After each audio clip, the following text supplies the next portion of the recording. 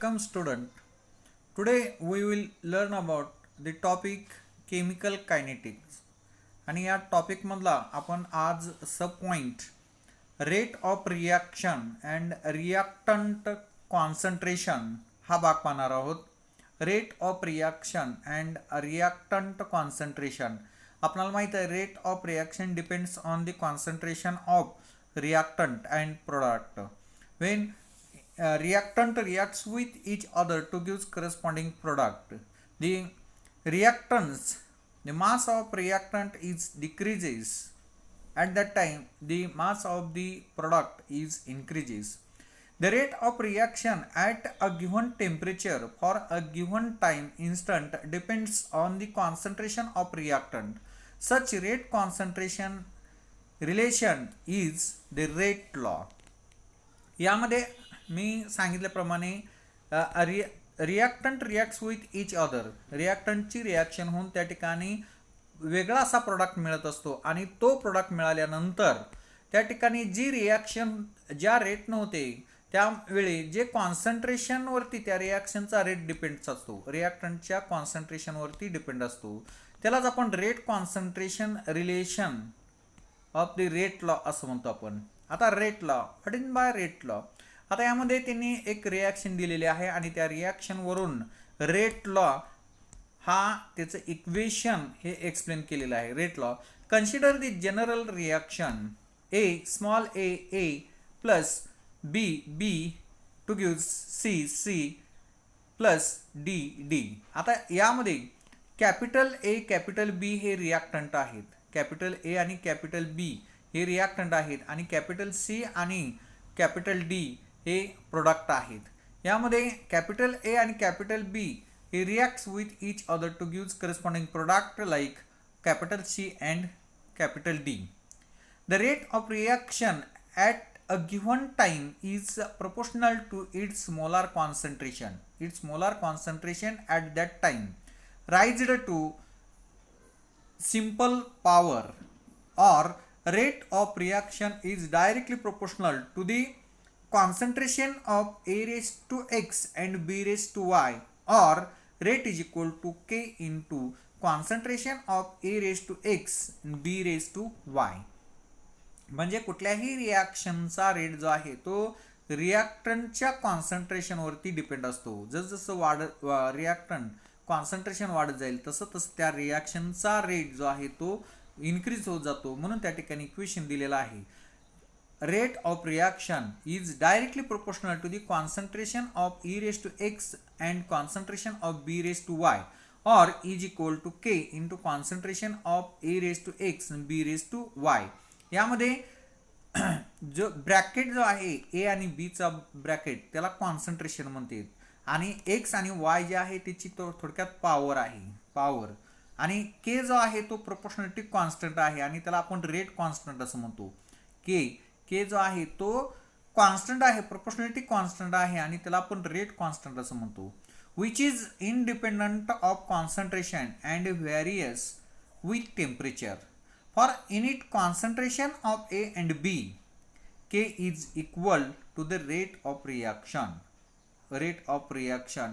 This rate of reaction is equal to K into concentration of E raised to X and B raised to Y is called as a differential rate law.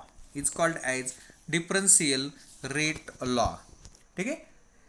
The power X and Y of the concentration terms A and B in the rate law not necessarily equal to stoichiometric coefficient A and B. Stoichiometric coefficient A and B appearing in equation 1. Thus x and y may be simple whole number. Simple whole number are experimentally determined. The rate law in equation 2 is determined experimentally and express the rate of a chemical reaction in terms of molar concentration of the reactant and not predicted from the stoichiometric of the reaction. यामध्ये the power of x आणि y जो दिलेला आहे of the concentration in terms of A and B in the rate law it is not necessarily equal to stoichiometric coefficient. म्हणजे stoichiometric coefficient आहे हे ए आणि बी हे इक्वलची आवश्यकता नाही. हा फक्त होल नंबर आहे. एक्स आणि वाय जो आहे तो होल नंबर आहे. ठीक आहे. आता त्यानंतर आपण the exponent x and y appearing in the rate law tell us how the concentration change after the rate of the reaction. The exponent x and y appearing in the rate law tell us how the concentration change affect the rate of reaction. For example, x is equal to y is equal to 1. Consider केला आपण x is equal to Y is equal to 1 असं जर म्हटलं तर त्या ठिकाणी rate जो आहे rate of reaction is equal to K into concentration A into concentration of B. आता आपण जर एक्स आणि वाय हे इक्वल कन्सिडर केलं आणि त्याची व्हॅल्यू जी आहे होल नंबर 1 कन्सिडर केली तर त्या ठिकाणी rate is equal to K into concentration of A into B. The equal implies that the rate of a reaction depends linearly on concentration of A and B. If either of concentration of A or B is doubled, the rate would be doubled.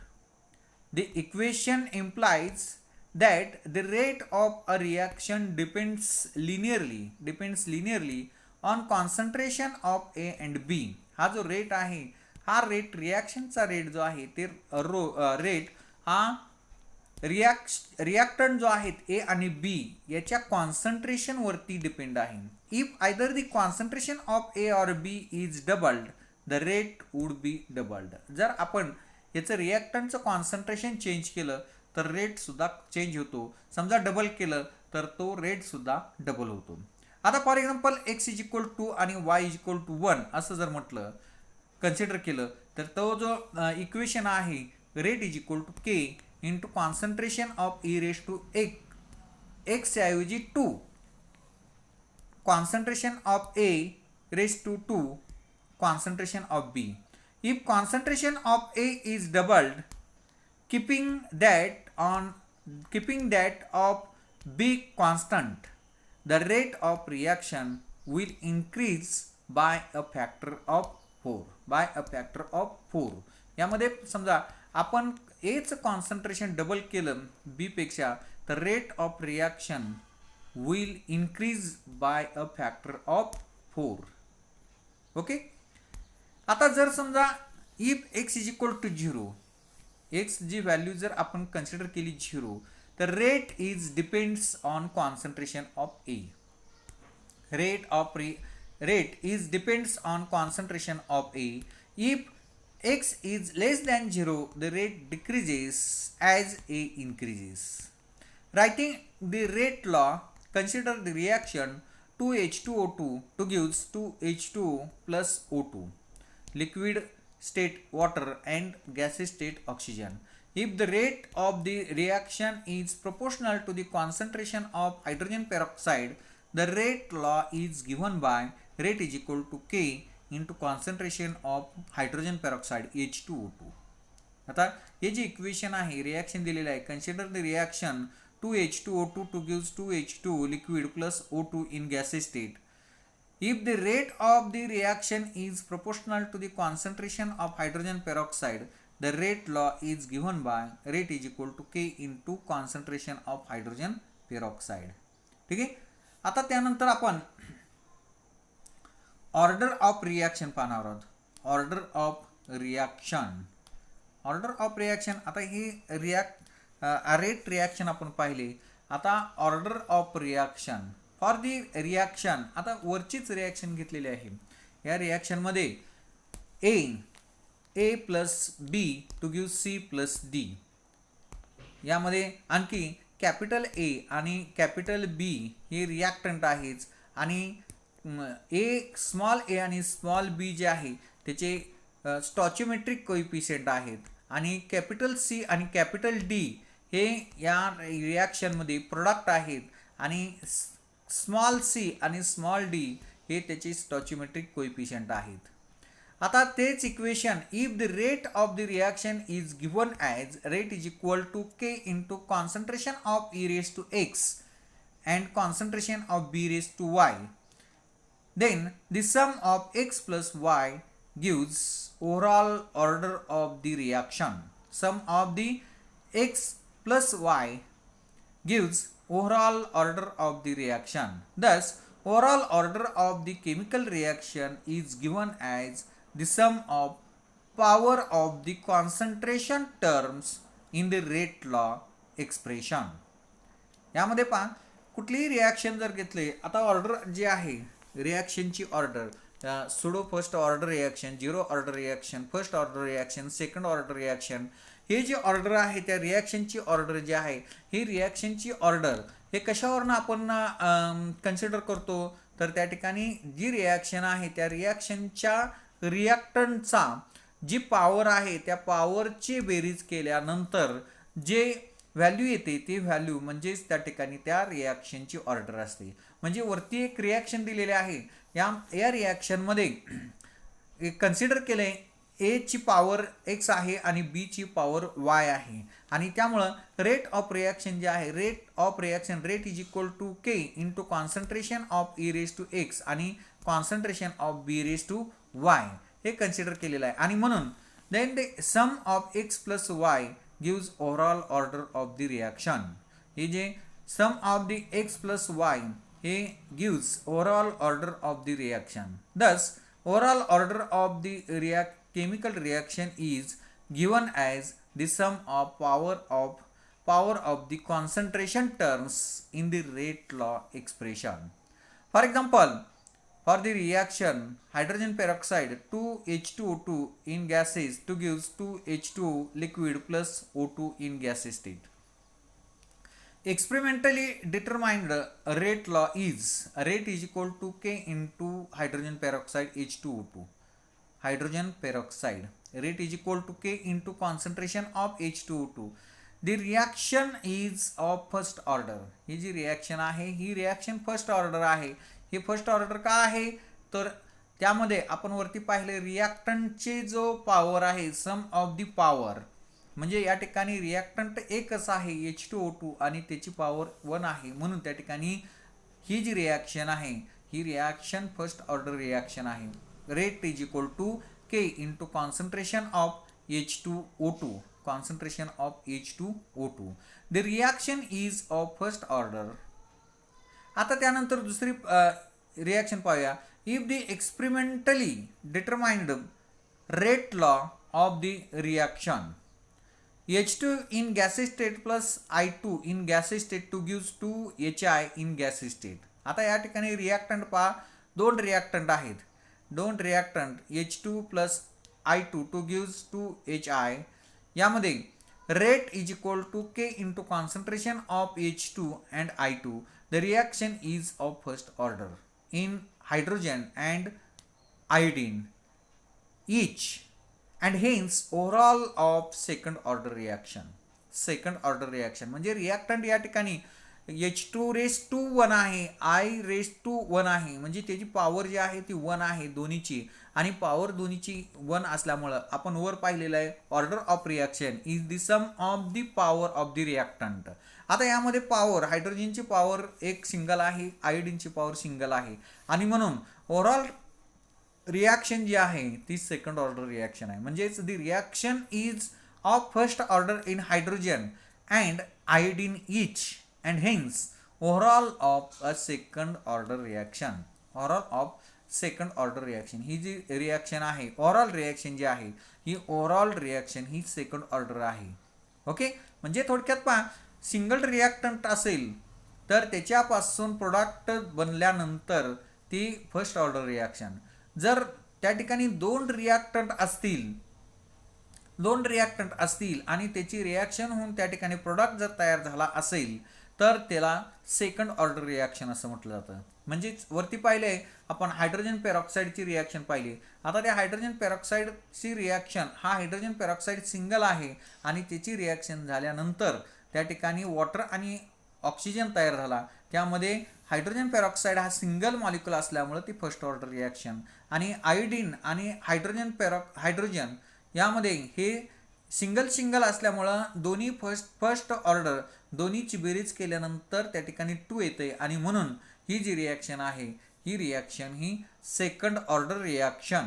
Total overall किंवा total reaction किंवा overall reaction जी आहे ही overall reaction ही second order reaction आहे. म्हणजेच hydrogen ही first order reaction, iodine first order reaction आणि म्हणून ओव्हरऑल रिॲक्शन जी आहे ती ओव्हरऑल रिॲक्शन ही सेकंड ऑर्डर रिॲक्शन आहे. म्हणजे hydrogen H2 plus H2 in gaseous state plus I2 in gaseous state to gives 2HI in gaseous state is a rate is equal to K into concentration of H2 and concentration of I2. This overall reaction is a second order reaction. First order for hydrogen and first order for iodine. Sum of the order of reaction. Therefore, this reaction, overall reaction, is a second order reaction. Okay. आता त्यानंतर या reaction मध्ये key points about the order reaction. Key points about the order of the reaction. The order of chemical reaction is experimentally determined. The order of the chemical reaction is experimentally determined. The order can be integer or fractional. Look at the reaction. यामध्ये पहा ही जी reaction आहे दी order of chemical reaction is experimentally determined. He order त्या chemical रिॲक्शनची order जी आहे ती experimentally determine केली जाते आणि ऑर्डर ऑफ रिॲक्शन जी आहे ते इंटिग्रल असते किंवा फ्रॅक्शनल असते. आता त्यामध्ये एक रिॲक्शन दिले पहा या ठिकाणी CH3CHO acetaldehyde in gases state to gives methane plus CO2. Acetaldehyde to gives methane and carbon monoxide. यामध्ये the rate law of the reaction was found to be rate is equal to K into concentration of acetaldehyde CH3CHO raised to 3/2. Hence, here the order of the reaction is 3/2. The order of the reaction can be 0. काही reaction मध्ये order जी आहे ती order of the reaction is 0. आता for example त्या ठिकाणी reaction दिली पहा N2 in gases state plus carbon monoxide in gases state to gives NO plus CO2. म्हणजे nitric oxide plus carbon dioxide हा प्रोडक्ट तयार झालेला आहे. आता ते यामध्ये रिॲक्शनमध्ये जर पाहिलं पण the rate expression for this is a rate is equal to K into concentration of NO2 raised to 2. This shows that order of reaction with respect to NO2 is 2 and with carbon monoxide is 0, or the rate is dependent of concentration of carbon monoxide. The overall order of reaction is 2. Overall order of reaction is 2. यामध्ये ही reaction दिलेली आहे. The order of the reaction can be 0 for NO2 plus carbon monoxide to gives nitric oxide plus carbon dioxide in gases state. The rate expression for this is rate is equal to K into concentration of NO2 raised to 2. This shows that order of reaction is respect to NO2 is 2 and with carbon monoxide is 0, or the rate is independent of concentration of carbon monoxide. The overall order of reaction is 2. Okay. Only a few reaction of third order are known. Third order are known. Reaction with the order higher than 3 are scanty. Only a few. काही reaction जे आहेत त्या काही reaction हे third order reaction आहेत. Only few reactions of third order are known. Reactions with the orders higher than 3 are scanty. Okay. धन्यवाद.